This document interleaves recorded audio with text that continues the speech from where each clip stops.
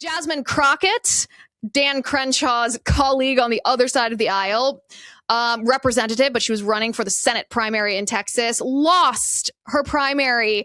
She lost her primary to James Talarico. But Jasmine Crockett's response to this loss is quite telling, because the very first thing she did, she didn't graciously concede the loss. She accused the Democrat Party, which I didn't think you were allowed to do in the Democrat Party. I didn't think Democrats were allowed to make these accusations. Jasmine Crockett accused Democrats of cheating. Take a look. All Red has already stated, we encourage each and every one of you to remain resilient. We cannot allow this type of behavior to be rewarded, because so long as they know that they can win, even if it means cheating, then they will continue to do it. So I am asking you, I am begging you to make sure that you go ahead and figure out where it is that you are supposed to vote. Stand in line, wait in line. Wait a second. I thought it made you a white supremacist if you engaged in any allegations of election integrity issues here. We were told, remember, after the 2020 elections, we were told, and this is from an Emory University professor named Carol Anderson. She's the author of a book called White Rage, The Unspoken Truth of Our Racial Divide. She contended on behalf of all Democrats that Donald Trump questioning the integrity of the 2020 election was essentially the same as racism. She said it was his allegations of a stolen election were underpinned by racism, because she said all of the denialists, and that's what you're called. That's what they've labeled you if you question the integrity of an election. All of these allegations are always focused on cities that have large Black populations, like Atlanta, or Philadelphia, or Milwaukee, or Detroit. And as such, the allegation of a violation of election integrity must be based on some inherent personal racial animosity and bigotry. She says allegations like this delegitimize the votes of people of color, treating them as inherently illegitimate. And it's part of a dystopian vision where white Americans are encouraged to fear demographic shifts.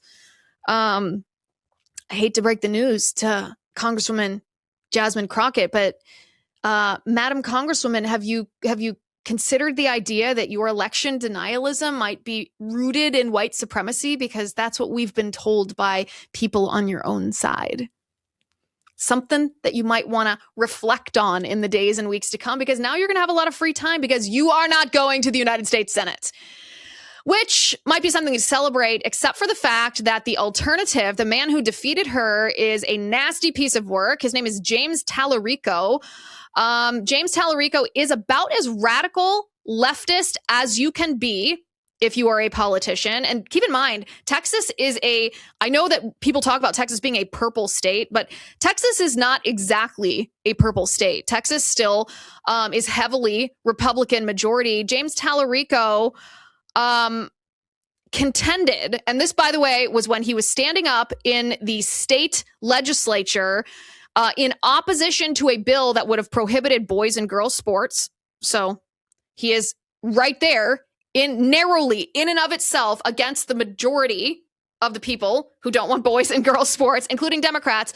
James Talarico, as he is advocating for men to take over women's sports, also tells us that we should allow men in women's sports in the name of God, because he says God is non-binary. Listen, this video is it's blaspheming so God so badly, it's so heretical that it won't even play. Is both masculine and feminine and everything in between.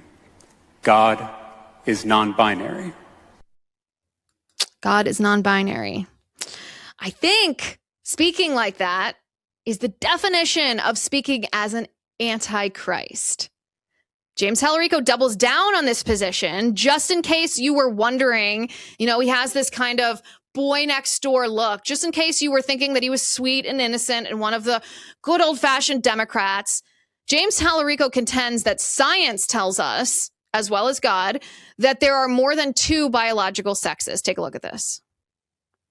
I want us all to be aware of is that modern science obviously recognizes that there are many more than two biological sexes. In fact, there are 6, which honestly, Representative Hefner surprised me too. With you now. Surprised me too, because I am not well versed in this issue area. I'm not a scientist. I'm a politician, a lot worse than a scientist. In case you didn't recognize him, he was the one with the gigantic face diaper, the mask over his face, even though he's the only one on the floor of the Texas legislature wearing that mask. So clearly he's interested in the science. The science. He goes on to say that the transgender community in our country needs abortion care. And this is a position that he feels very strongly about. Take a look. Before we go further, I want to acknowledge that our trans community needs abortion care too. Defending trans Texans is something we have to do every day at the state capitol. And you better believe I'll be giving sermons on that too. So when I use the word woman, it should not be understood as an exhaustive term, but rather as a lens through which to understand, examine, and interrogate patriarchy. Similar to how we specify anti-Black racism. You notice that he's standing in front of what appears to be an altar in a setting that appears to be a church, and you have to wonder exactly who is being worshipped in this church and who the sacrifices on that altar are being made to.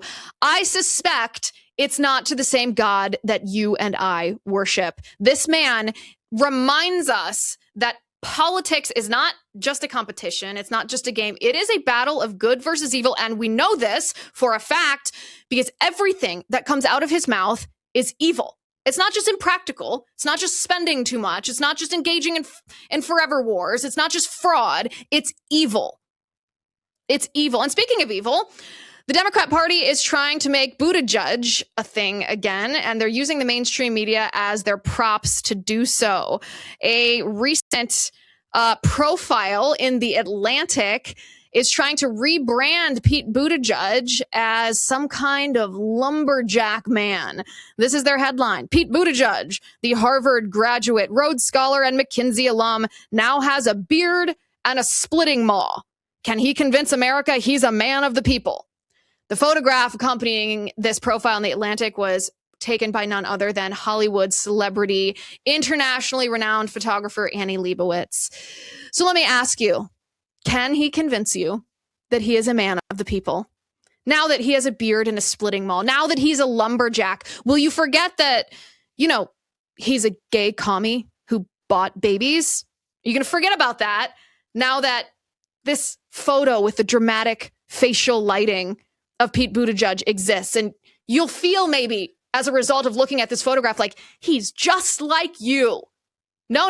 Not only is Pete Buttigieg in and of himself the opposite of what our values in the Republican Party know creates a prosperous country, Pete Buttigieg is also the son of Joseph Buttigieg.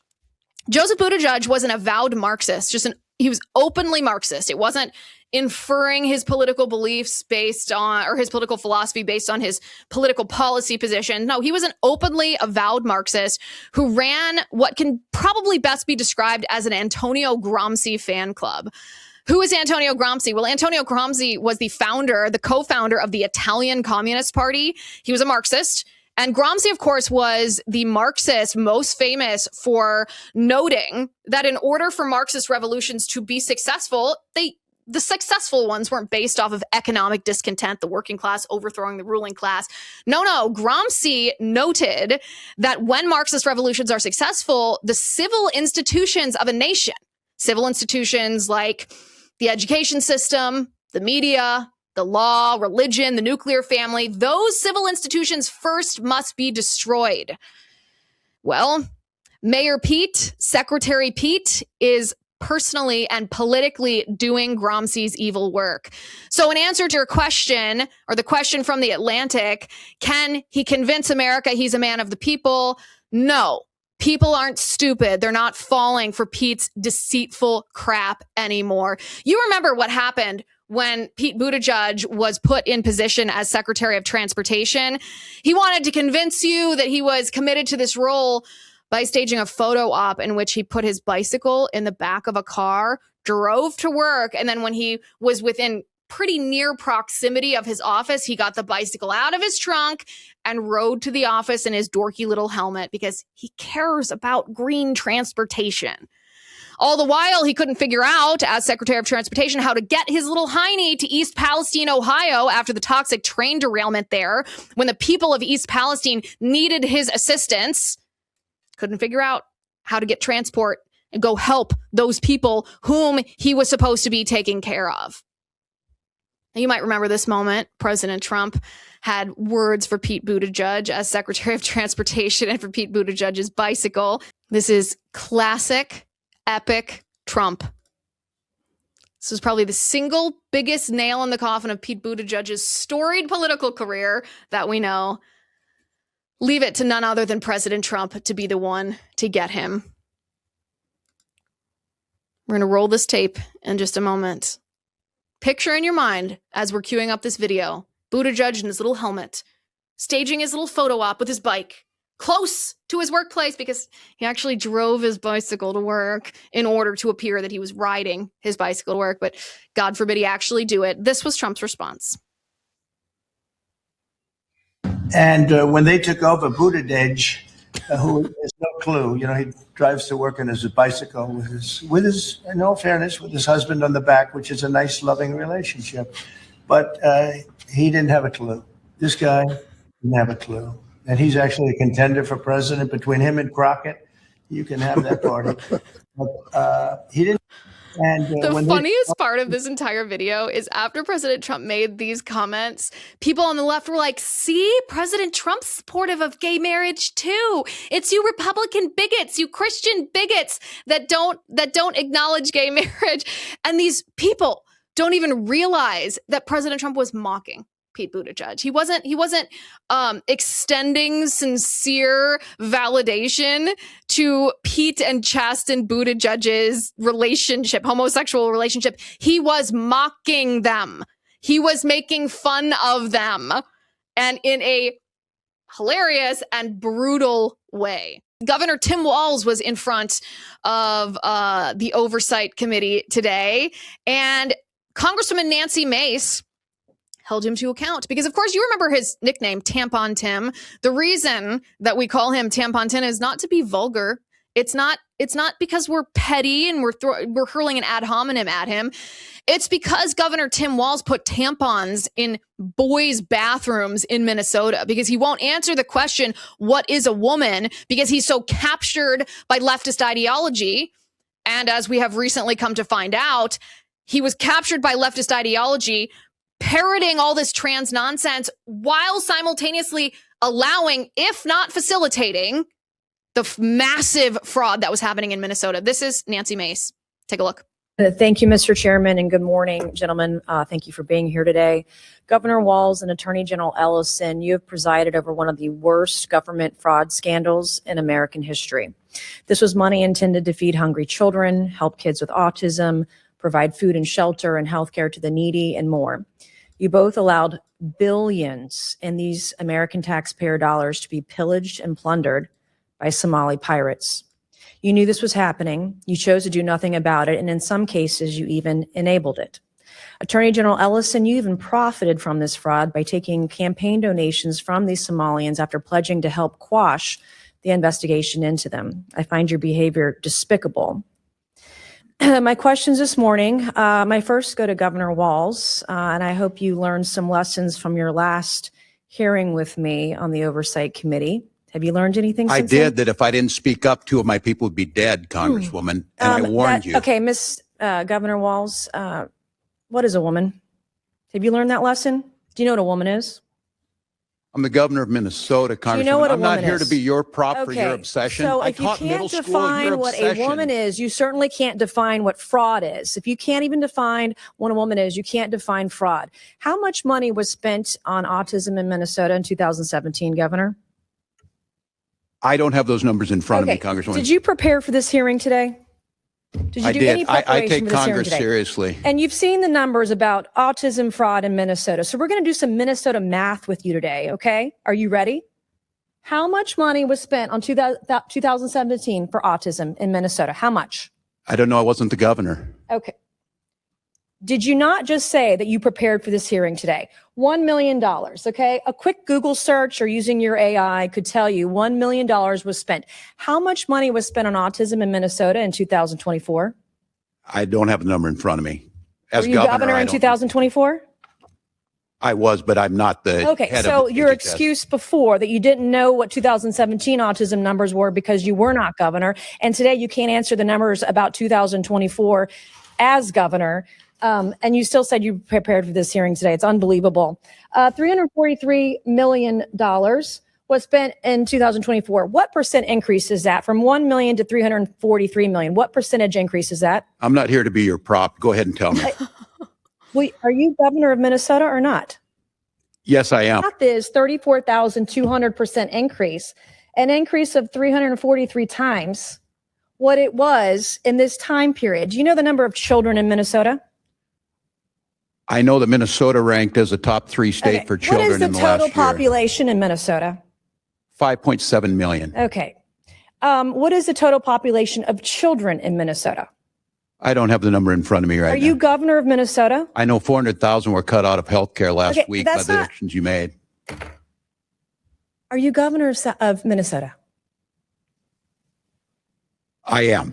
And you don't know the number of children I residing don't have in the Minnesota? specific number. It's 5.7 million. That's your total What is your age? population. What is the age? 1.2 0 to 5?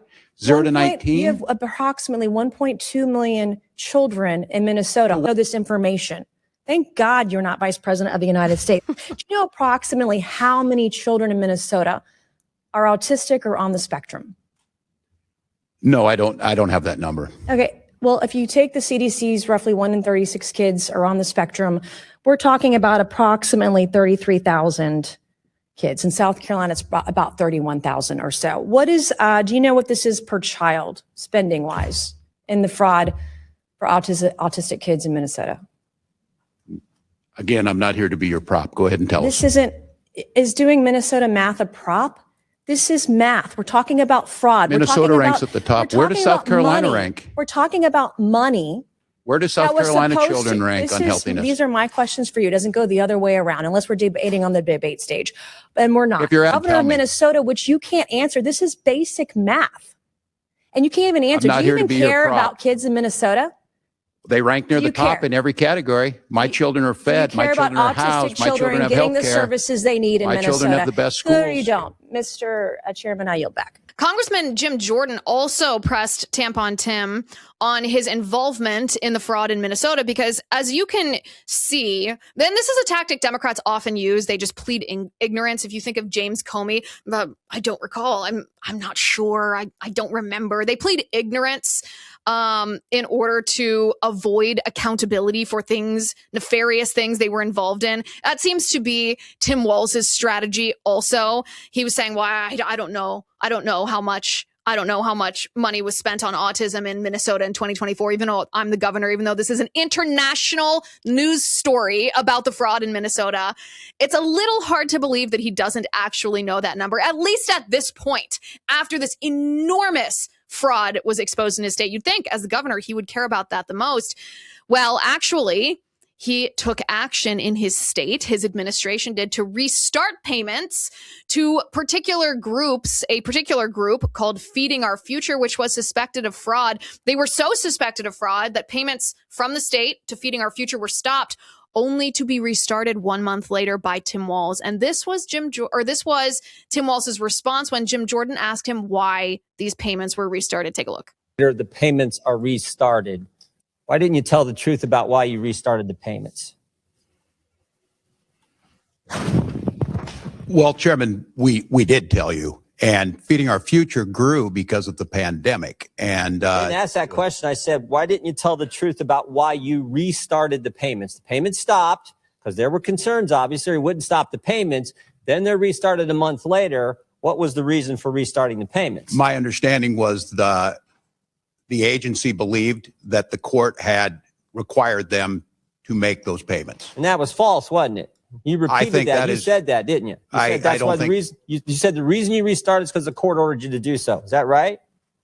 I don't believe that is settled yet, to the best of my knowledge. Well, I think it is, because the court did something that I don't know if I've ever seen it. They issued a statement saying you were wrong in what you were saying.